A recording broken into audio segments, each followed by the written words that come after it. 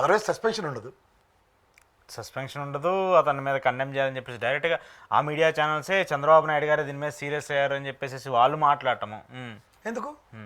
నా చిన్నప్పుడు జాంకాయ కదా, మా ఆవిడకే కదా, పక్క చెట్టుకు కోస్తే తండ్రికే తెప్పలే వచ్చినట్టు చంద్రబాబు గారు నెత్తికొచ్చింది. ఎందుకు? ప్రోత్సహించినందుకు. అంటే చెత్తను ఇండైరెక్ట్గా ప్రోత్సహించినట్టే కదా. అంతే కదా, డెఫినెట్గా ఎంకరేజ్ చేస్తున్నారని చెప్పేసి ఇప్పుడు చాలా ఎలిగేషన్స్ వస్తూ ఉంటాయి. ఇప్పుడు ఎలిగేషన్స్ కాదు సార్, డెలిబరేషన్. అది ఎలిగేషన్ ఈజ్ టోటలీ డిఫరెంట్. ఇక్కడ నేను నా వీడియోలు చూసి ప్రసన్న వదనంతో చంద్రబాబు గారిని పిలిచి మెచ్చి మేకతో లేసి ఐటీడీపీలో అవకాశం ఇచ్చారు, పార్టీ సభ్యత్వం ఇచ్చారు, పార్టీ తరఫున పనిచేయన్నారు. టాస్క్ ఇచ్చింది వాళ్ళే కదా, క్లియర్గా అర్థమవుతుంది కదా, వాళ్ళే ఇచ్చారని చెప్పేసి. ఇక్కడ యువర రవీంద్ర, రమాదేవి లాంటి వాళ్ళు అందరూ చేశారు. పార్టీ సభ్యత్వాలే లేవు. లేనప్పుడు ఎలా సస్పెండ్ చేస్తారు? Okay okay okay. ఇప్పుడు తెలుగుదేశం లాగా సభ్యత్వ నమోదు కార్యక్రమం ఎప్పుడైనా వైఎస్ఆర్సీపీలో చూసారా? వైసీపీకి అలాంటివి ఉండదు. తెలుగుదేశంలో ఐడి కార్డు ఇస్తారు, అలా వైఎస్ఆర్సీపీలో ఐడి కార్డు ఇవ్వడం చూసారా? లేదు. మరి ఇక్కడ ఒకటి నిన్న గోరంట్ల మాధవ్ గారికి సంబంధించి ఇష్యూ చాలా పెద్ద వైరల్గా అవుతుంది. అంటే ఆయన ఎందుకు వెళ్ళారో పరిగమాల పని అండి. ఆ నియోజకవర్గంలో రాప్తాడులో తోపుదుర్తి ప్రకాష్ రెడ్డి గారికి మైలేజ్ రాగానే హిందూపూర్ ఎంపీగా నేనేటి చేయకపోతే ఎలాగని చెప్పి అడవాడి పెడితే ఎలా ఉంటుంది? పోనీ ఆ ముందు రోజు రాత్రి లేదు అదే కురబ సామాజిక వర్గం ఏదో అనుకుని అడవాడి చేసాడంటే అది కథ వేరు. ఉనికిని చాటుకోవడానికి వచ్చే దైదుగొట్టు ఆలోచనలు, బుర్ర తక్కువ ఆలోచనలు. ఇప్పుడు ఎవడైనా ఒక స్థాయి కలిగిన వ్యక్తి, పోనీ ఆయన ఏమైనా శనశతకం మనిషి, పోలీసులో సిఏ స్థాయి పనిచేసినాడు, ఆ పోలీస్ సిచ్యువేషన్స్ వాళ్ళకి ఇన్స్టెంట్ తెలుస్తాయి. సాధక బాధకాలు ఎలా ఉంటాయో, కానవాయిలు అడ్డితే ఎలా ఉంటాయి, అది నాలాటోడో మీలాటోడో ఆ పిచ్చి పని చేసామంటే అర్థం ఉంటుంది. అన్ని తెలిసిన తెంగరబుచ్చి పనులు చేస్తే ఏటనాలి? అనవసరంగా మళ్ళీ లేని ఇబ్బందిని మళ్ళీ పార్టీకి తీసుకొచ్చి పెట్టే పరిస్థితి. అదే కదా, దారిపోయిన దరిద్రాన్ని ఎత్తుకెత్తుకుంటే చంద్రబాబు గారికి ఎలా వచ్చింది, ఇది కూడా అదే. జగన్మోహన్ రెడ్డి పంపించాడు ఠా, ఈ దిక్కుమాల ఠాకొని రెడీగా ఉంటారు తప్పేలగాళ్ళు. అంతే కదా. ఇప్పుడు దాన్ని హిమ్యులేట్ చేశారని ఏదో చెప్పేసి వీళ్ళు ఏం చెప్పేసి ఒక విషయం చెప్తారు, డైవర్టింగ్ పాలిటిక్స్ కి మనం అవకాశాలు కల్పిస్తే ఎట్లా? రాష్ట్రాల్లో ఆ తోపుదుర్తి చంద్రశేఖర రెడ్డి గారి ఆధ్వర్యంలో జరిగిన కార్యక్రమం ఏది సక్సెస్ అవడం, అది సక్సెస్. జనసవంతి ఒక ఎమ్మెల్యేగా ఉన్నప్పుడు ఎంపీగా నాకెంత అన్న దీంట్లో కడుపు మంట రాజకీయమే తప్ప నాకు వేరేదేం కనబడలేదు. సో ఇదైతే అనవసరంగా ఆయన స్టెప్ తీసుకొని ఇప్పుడు అరెస్ట్ అయ్యాల్సిన పరిస్థితి వచ్చింది ఆయనకి. మొత్తం పార్టీకి తలనొప్పులు తెచ్చినోడు కింద వస్తుంది. అంతే కదా. కానీ ప్రసాద్ గారు ఒకటి, సరే ఇప్పుడు ఏ పార్టీ అయినా సరే, ఇప్పుడు ఈ పార్టీలో ఉన్న, గతంలో ఉన్న, ఏ పార్టీలో ఉన్నా అక్కడ ఎందుకు మహిళల్ని టార్గెట్ చేసి, ఇప్పుడు రాజకీయాలు ఎప్పుడు హెల్తీగా ఉండాలి, సామరస్యంగా ఉండాలి, ఒకరికొకరు మాట్లాడుకునే విధంగా ఉండాలని చెప్పేసి పదే పదే చెప్పుకుంటారు. ఇప్పుడు డిబేట్లో మీరున్నా, మీ అపోనెంట్స్ ఉన్నా కూడా కండెమ్ చేసేది, వాళ్ళని చేసేది అంతా వేరేగా ఉంటుంది, అది ఒక ప్రాసెస్లో నడుస్తుంది.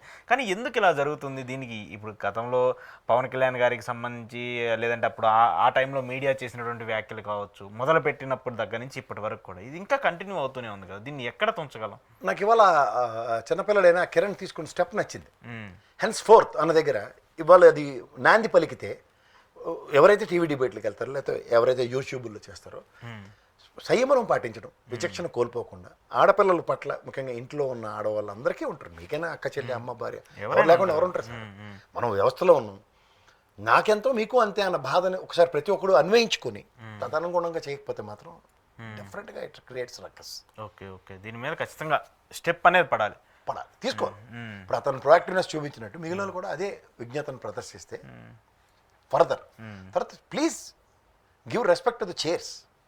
ఆ పొజిషన్లో ఉన్న వాళ్ళకి, పొజిషన్లో ఉన్న వాళ్ళకి రెస్పెక్ట్ చేసామనుకోండి, నీట్ టు బి. అది చేస్తే ఏమవుతుందంటే ఆ డెకరం మెయింటైన్ అవుతుంది.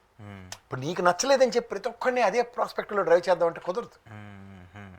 ఇప్పుడు నన్ను ఒక అతను గట్టిగా గదమాయించి అడిగాడు వాళ్ళ పొద్దున, అసలు మీరు వాళ్ళ గురించి ఎందుకు చెప్పారు? అసలు నీకు చెప్తుంది అదే కదా, ఆయన ఉంటే తెలిసేరు ఎందుకని వాళ్ళ పార్టీ సభ్యులు, పార్టీ అధికార ప్రతినిధులు అలా మాట్లాడితే ఖచ్చితంగా ఖండం చేస్తాం ఎవరైనా.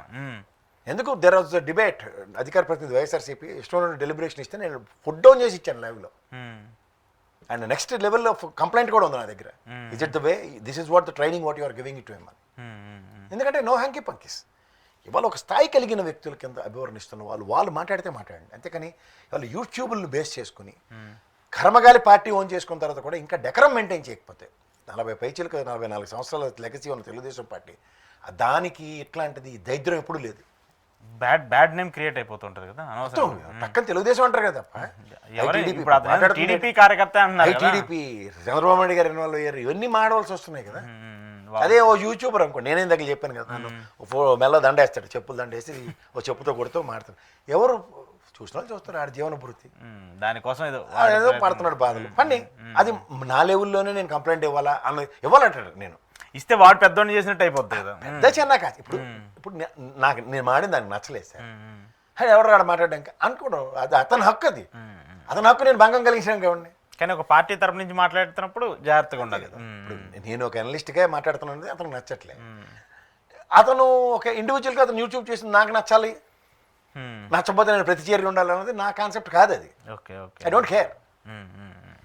ఇప్పుడు నన్ను ఒక ఇంటర్వ్యూలో ఒక ఆవిడ అడిగింది, ఏంటండి ఇలా రోజు మీకు థ్రెటనింగ్లు ఉన్నాయి, ఫోన్లు చేస్తున్నారు, చచ్చిపోతారా, చంపేతారట, అది ఇది మాట్లాడితే చెప్పా. There are inevitable situation. ఇవాళ పుట్టాను రేపు చచ్చిపోతాను లేకపోతే ఎప్పుడు చేస్తాను నా చేతిలో లేదు. వాళ్ళ ప్రభుత్వం వస్తే ఎన్ని బెదిరింపులు కాల్సు కదా, రోజు అదే సాగు, రోజు అదే కదా. తెల్లారు లేస్తే 100 కాళ్ళు వస్తాయి, ఎవడెవడు తిడుతూనే ఉంటాడు, ఇవన్నీ దెత్తికి తీసుకుని కూర్చుంటే ఎవడి వల్ల కాదు. అప్పుడు ఆ ఫ్లోలో ఫస్ట్ ఆఫ్ ఆల్ ఆ ఫ్లోలో అన్న మాట ఏంటంటే, నిజంగా వాళ్ళు వచ్చి చంపేస్తే ఏటవుతున్నారో చచ్చిపోతాం, చచ్చిపోయిన తర్వాత దినాలు ఎట్టుకుంటే నేను అనాథను కాదు కదా, నా కుటుంబం ఉందో నాకు దినాలు ఎడతారని చెప్పాను.